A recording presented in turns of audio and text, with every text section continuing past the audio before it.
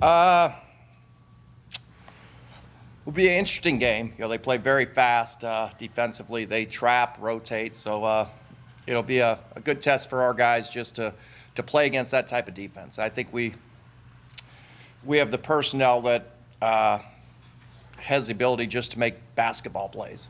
I think last year, we struggled against them because the skill set of last year's team wasn't quite what this year's team is. What's it been like to be back in college and working with guys at this age, a lot of teenagers, after spending so long in the NBA and professional ranks? Not much. The NBA's gotten a lot younger, and you work with all the players, but a lot of times the guys I spent the most time with were the younger guys, and these guys, they'll be there next year. So it's I'm surprised how similar it is. Our guys, it's just a great setup for them. They live 30 steps away, and they eat there, and the gym's here in the weight room. So it's just a great setup for them, just making it easy for them to improve. How much prep work did you do for each guy, whether it be watching video or whatever, before they actually got to campus, knowing who would be here on this team?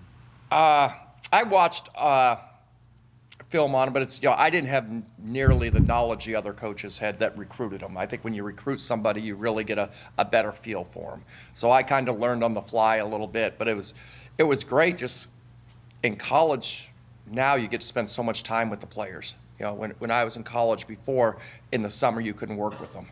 So it's crazy right now. We have like 3 months left.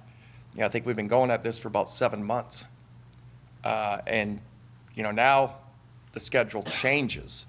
Even it feels like the last month we've had 1 game a month and 5 practices, and all through the summer working out, practicing. Now you can see how the practices will be limited. We have 2 games a week, so you'll have, I don't know, I think Coach Cal was breaking it down. We may have 8 practices where we get to go hard that aren't directly after a game or before a game. Do you get the feeling from the players that they're hungry to improve? Oh, definitely. Yeah, we have a great group of guys. I hope next year's team is like this, but I somehow have a feeling this is a special group. If the group's like this every year, it's what a treat that would be. No, we have. It's just not even just as players and their work ethic, just to be around them. It's just easy, and just usually every group has a couple guys that just not bad guys, are just difficult. And we just don't have that. And part of it, Coach Cal has set this up in such a way that I think everyone conforms to the group, and it's just I feel a great situation. What did you see from the team in the past few minutes versus Florida when they rallied coming from behind? What qualities were there from your eyes? I think just kind of I was so happy for Aaron. He hasn't had the preparation and the prior game experience, and Aaron's obviously a very good player, and it's going to take some time for that to come out. And I think we're starting to see, for him just to be ready for the moment, to make that shot, to make the block before. They're just, they're not afraid of the moment. It's just, we made plays when we had to. And I think we have guys that have been in that situation from a very young age. I don't think this is new to them. I don't think they're used to a big stage. And I think it helps there. I think we're saying Florida may not have played in front of the big crowds that we have all season. Even though we haven't had a road game, we've had 15 to 20,000 people at every game. That's just our reality. Coach, to kind of piggyback off that, most teams maybe have 1 or 2 guys who kind of carry the load the whole season. Antonio was probably led the team in scoring most of the time, but every single player pretty much on the team's had a big game, an important moment throughout the season. What does it kind of say about the strength and numbers on this team? Yeah, it's our depth is definitely one of our strengths. And that the quote that's been thrown around from the beginning, and I think Shea said it to Cal early in the season, every one of your guys can pass, dribble, and shoot. And we believe that, the players believe that, and, just make the right play. Whoever you're passing to can, has the skill set to complete the play. So it's very easy to try to convince them to share the ball, play together, because of the players they're playing with. And just historically at Kentucky, it's about winning. And, if you win at Kentucky, the rest takes care of itself. What kind of confidence does a win like that at Florida, coming from behind on the road in conference, give these guys? I think it's very big, very important, and I think it's, just helps with them belief in themselves, because we are a younger team, that, it just lets them know they can do it. And one thing is, it's, the narrative is that we are a very young team, but I think sometimes it gets overlooked, with what Trey and Antonio, we have two fifth-year guys that are very experienced, played a lot of college basketball, that are, playing a lot of minutes for us.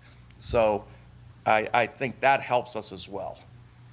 You said that next year a lot of these guys are going to be in the NBA. Do you already see them kind of taking that professional approach, like mentally? Yes, and when NBA teams get the players, one of the first things they try to do is teach them to be a pro. That's, there's different people in that capacity, and that's, that's their job, to get professional habits. And I think what Kentucky has done here is they start them early. They teach them professional habits when they get here. And, as far as from, eating correctly, lifting weights, taking care of their body, things are done here the same way they are at a professional level. And so I think the players here have a little bit of an edge, because they're used to that already. What have you seen from Hugo? Where are you seeing his development right now? I just see it's amazing the progress he's made. Just you see the physical difference in his body. I'm not sure exactly, if it's 20, 25 pounds, but you can just look at his body and see the difference. Brady's done an incredible job. Hugo, incredible job in the off season. Like when I got here, they just talked about how hard in the off season he worked, how much time he spent with Brady in the weight room. So from a physical standpoint, you can just see that. Again, with the injury, I got to spend some time with him early, and then, he's been hurt, now coming back. In his workouts, though, just over the past week, leading up even to yesterday, watching him do live stuff in the one-on-one drills against the other big guys, from where he was when I got here, somehow, without really having the ability to work at it, I feel he's really improved. Just mentally listening, what he's been told in the past through the gain in strength. He's gotten better at just playing basketball. He has two skill sets that are in the future really going to help him, in the fact that he can protect the rim and he can play pick and roll defense. And those are two skills that are really valued at the next level. So, low post scoring, the trends of the game, that's not something that's as looked for as it was 15, 20 years ago. Your ability to protect the basket, play pick and roll defense, and then be a roller and finisher, and those are skill sets he has. So I think that's going to be his value. Obviously, a lot of the work happens behind the scenes, but if we show up to games early enough, it's 2.5 hours before a game, we'll see you going at it one-on-one with Joey or Jordan, or closing down on Rob as he's getting things up. So how much do you still, I guess, kind of relish that work and going with guys, especially right before a game, getting them prepped for whatever's to come? At the college level, the before game's not nearly as important as at the NBA level, because there's just less games. There's the difference in, practice game ratio is like opposite, usually in college to the NBA. In the NBA, there's so many games that, especially the players that aren't playing, you have to get them better on game day. There's 100 days where there's games that if they're not playing, they have to get better. Here, it's a lot less. We'll have time earlier in the day to work with the guys. So the big thing before the game is just getting them comfortable and confident for the game, whatever the player feels like he needs to be ready to play. And that's what we try to provide. And the good thing is, Tyler Eulis, you see, is out there. Zach and Darren, the grad assistants, all the managers, it's kind of like a group effort. They have another session with Chin and Orlando right before the game as well. So I think it's fortunate that it's just, collaborative throughout the whole staff, that there's so many people working to try to help and make the players better. What have you seen from Tyler? Obviously, he's a student assistant, a great point guard in college, and sounds like might want to be a coach. I guess just basketball intellect. I think he just sees the game, and you can see how Coach Calipari values his opinion. And as a point guard, he's played at the highest level. He's played at Kentucky. So I mean, just what a huge resource, especially for our point guards. In practice, he focuses and works with the point guards and talks to them a lot during practice on what they should be, seeing and feeling when they're running the offense. And it's, I think, just an unbelievable resource, especially a lot of times, for the smaller guards, because he knows exactly what they're feeling. So, I mean, for Reed, DJ, Rob, it's, I just think it's, just a great resource for him. Coach Carl said that when you worked with him, you were a guy who loved point guards. I guess, why is that, and how much of a treat has it been to work with those three guys you just mentioned? Oh, all three of them are great. Again, with the point guard a lot, depending on your style of play, it's probably more or less important. I thought 2 years ago Kentucky was the best running teams in the country, and I think we're back there this year. And I think your point guard's very important there. Pick and rolls become, the central point of most teams' offense. I think we're running more and more now is a lot of times your point guard is your decision maker. And so, you need someone that can make plays for others. And I think we're fortunate in that we have multiple guys that can make plays. We have multiple guys that can run pick and rolls. We have multiple three-point shooters on the court at one time. So, again, it speaks to our depth. If you only have one guy that can create a play, there's so much pressure on him. And the less shooting you have on the court, the harder it is to make plays and less space on the floor.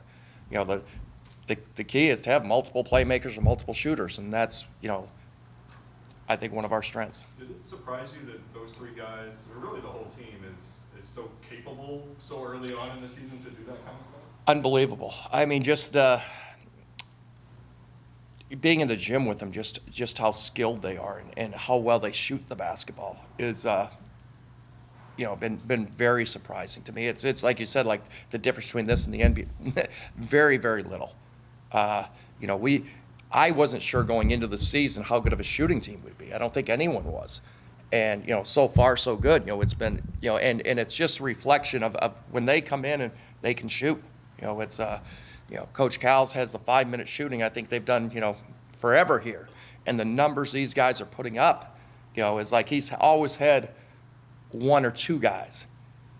We have 5 or 6 putting up those numbers that, are at the elite level. So, it's not a surprise how well we're doing it, but it's like you have to see it to believe it. Like what's going to go from the practice court, to RUP. And, that's what, I think is the key. A couple more. Yep. With Rob, how do you get him to be a little more disciplined without taking away his creativity? That's what Coach Cal gets paid the big bucks for, and he's doing an unbelievable job. And I think even Rob realizes, the benefit of, how Coach Cal is dealing with him and has him playing. It's, it's just fun to see, because,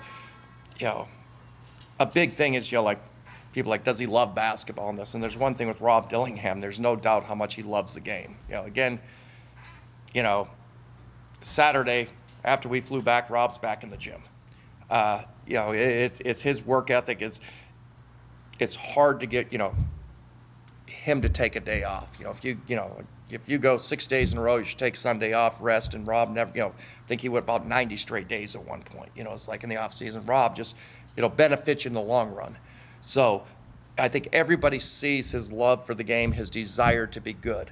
And then it's just managing his game. And, I think he's doing, a great job of, improving in that area and making plays for others. I thought his pass to Reed was a huge play in our last game. Coach, y'all are one of the more efficient teams in the country in terms of scoring on out-of-bounds plays. Just from your perspective, why do you think y'all are so good at that so far, and is that something that you all emphasize a lot in practice? Yeah, coach, again, that goes back to Coach Cal and the players, just, we spend time on it. And, their ability to execute it, and him just every day, that's how we end. You're usually good at what you do, good at what you emphasize. So I think that's been an emphasis from the beginning. Is part of that just Reed being really good at passing the ball out of those situations too? I think that helps. Yeah. Going off of that, how effective has Reed been, not only at shooting, but being able to facilitate and play defense as well? Yeah, I think the numbers back that up. I think he, at one point was the most efficient player in college basketball, and his true shooting percentage, his numbers are just crazy. And he, has, a great feel for the game, and then he's combining that, with elite shooting. And I think he's just someone that the other players really enjoy playing with. He's a selfless player out there. And I think he uses his basketball instincts, feel on both sides of the ball extremely well.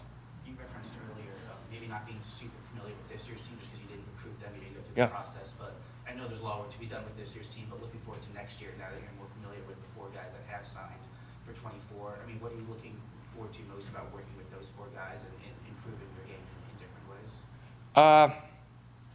Yeah, just the big thing is, as you work with the players, is just the relationships you build, and just getting to know them better. And a lot of times it's as you work with them and you spend time with them, you're able to get a better feel what they can and can't do. And sometimes you think they're this, and it finds out, no, they're actually very good at this.